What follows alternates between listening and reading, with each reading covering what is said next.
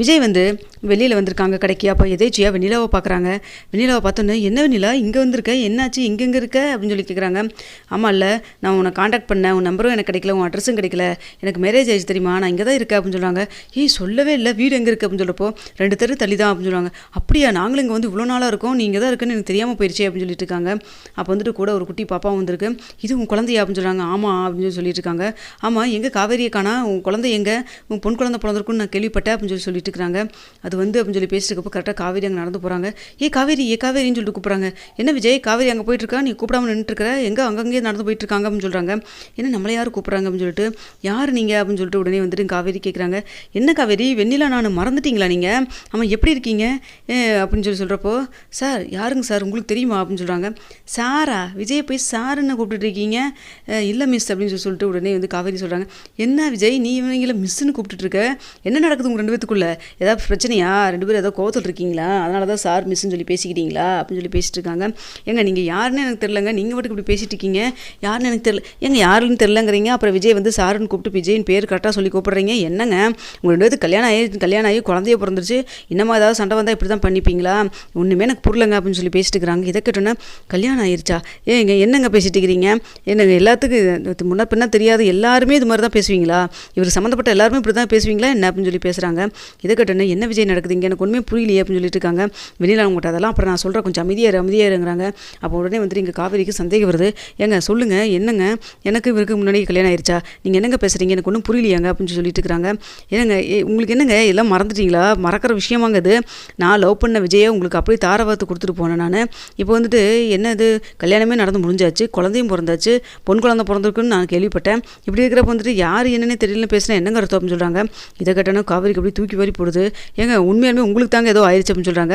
என்ன விஜய் இதெல்லாம் அப்படின்னு சொல்லி கேட்டுட்டு உடனே வந்துட்டு வெண்ணிலா ஃபோட்டோ எடுக்கிறாங்க. எடுத்து இங்கே பாருங்கள், நீங்கள் 2 பேரும் ஒன்றா இருந்த ஃபோட்டோ இதெல்லாம் பாருங்கள், எப்போ எடுத்துருக்கிறதுன்னு பாருங்கள், டீட்டெயில்ஸை பாருங்கள், 5 வருஷத்துக்கு முன்னாடியே எடுத்த ஃபோட்டோ இதெல்லாம், நானும் கூட இருக்கேனா பாருங்கள் அப்படின்னு சொல்லிட்டு இருக்கிறாங்க.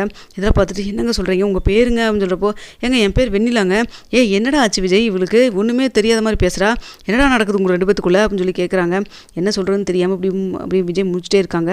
இல்லைங்க நான் உங்கள்கிட்ட கொஞ்சம் பேசி ஆகணும்னு சொல்கிறப்போ, இங்கே ஒரு வெண்ணிலா கொஞ்சம் அமைதியாக இரு, எதுவும் சொல்ல வேண்டாம், கொஞ்சம் அமைதியாக இரு, என்னங்க அவங்க ஏதோ சொல்கிறாங்க, புதுசாக இருக்குன்னு சொல்கிறதெல்லாம் நீங்கள் ஏதோ வந்து அவங்ககிட்ட சொல்ல வேண்டாம்னு மறைக்கிறீங்க, இன்றைக்கி நான் ஸ்கூலுக்கு லீவ் போட்டாலும் பரவாயில்ல, வந்து என்ன நடக்குதுன்னு எனக்கு தெரிஞ்சே ஆகணும், எங்கள் வீடு எங்கள் பக்கத்தில் தான் இருக்குது, நீங்கள் வாங்க அப்படின்னு சொல்லிட்டு வெண்ணிலாவை கூட்டிகிட்டு போகிறாங்க. வழுக்க டைமாக வீட்டுக்கு போய் ஹாலிங் பெல் அடிக்கிறாங்க. என்ன இப்போ தானே போனால் யார் ஹாலிங் பெல் அடிக்கிறதுன்னு சொல்லிட்டு கதவை நிற்கிறாங்க. நிற்கினா பார்த்தா இங்கே காவேரி நின்றுருக்காங்க. காவேரியோட சேர்த்து வெண்ணிலாவும் பார்க்குறாங்க.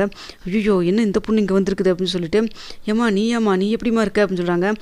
பாருங்கள், நீங்கள் தான் நம்ப மாட்டேன்னு சொன்னீங்கல்ல, உங்கள் அம்மா கூட என்னை நல்லா தெரியுது, அப்புறம் எதுக்கு நான் சொல்கிறதெல்லாம் வந்துட்டு ஏதோ புதுசாக கேட்குற மாதிரி கேட்குறீங்க அப்படின்னு சொல்கிறாங்க. ஐயோ இந்த பொண்ணு பழசெல்லாம் ஏதோ நினச்சிட்டு பேச வந்திருக்கும் போல இருக்கே அப்படின்னு சொல்லி நினச்சிட்டு இருக்கப்போ கரெக்டாக விஜய் வந்து பின்னாடி நின்றுருக்காரு. போச்சு, என்னமோ நடக்க போகுதுன்னு மட்டும் நல்லா தெரியுது அப்படின்னு சொல்லிட்டு என்ன பண்ணுறதுன்னு தெரியாமல் உள்ளே வான்னு சொல்லி தொல்லாமல் வெளியிலே நிற்க வச்சுட்டு ஒரு மாதிரி பார்த்துட்டே இருக்காங்க.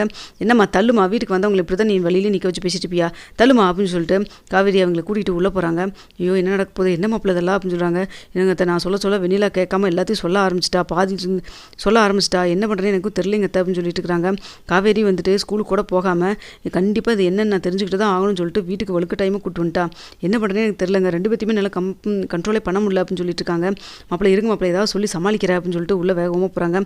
வெண்ணிலாமா அங்கே வாமா, காஃபி குடிக்கலாமா, டீ குடிக்க கூட்டுருவா, ஆண்டி அதெல்லாம் ஒன்றும் வேண்டாங்க ஆண்டி, நான் காவேரிட்ட பேசி ஆகணும், இல்லைம்மா காவேரிட்ட பேசலாம் ஒரு நிமிஷம் இருங்க அப்படின்னு சொல்லிட்டு அது இதுவும் பண்ணுறாங்க. அம்மா நீ எதுக்கு இப்படி பதட்டப்படுற, ஏதாவது விஷயம் நான் தெரிஞ்சுக்கோன்னு சொல்லி நினைக்கிறியா, நீ என்ன பண்ணினாலும் பரவாயில்ல, நான் வந்துட்டு இப்போ தான் அவங்க ஏதோ சொல்ல வந்தாங்க, அது என்னங்கிறத நான் தெரிஞ்சுக்கிட்டு தான் ஆகணும், ஏதோ என் வாழ்க்கையில் பெரிய மர்மமாக இருக்குங்கிற மாதிரி எனக்கு தோணுது, நீயும் சொல்ல மாட்டேங்கிற, அவங்களும் ஏதோ சொல்ல வராங்க, அது சொல்ல விடாமல் நீ தடுக்கிற, நான் விட மாட்டேன் அப்படின்னு சொல்லிட்டு கேட்குறாங்க.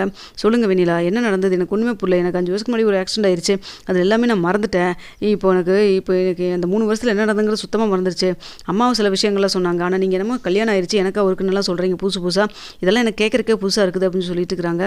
என்ன இப்போ தான் அவங்களுக்கு இப்போ புரியுது என்னமோ நடந்திருக்கு, நாம் ஏதோ வந்து கொட்டை குழப்பிட்டோமோ அப்படின்னு சொல்லி நினச்சிட்டு வெண்ணிலாவும் வந்துட்டு அப்படி பார்க்குறாங்க. விஜயும் வந்துட்டு ஒரு மாதிரி பார்த்து நின்றுருக்காரு. அதே சமயத்தில் இங்கே சாரதான் வந்துட்டு பேந்த மூச்சு நின்றுட்டுருக்காங்க.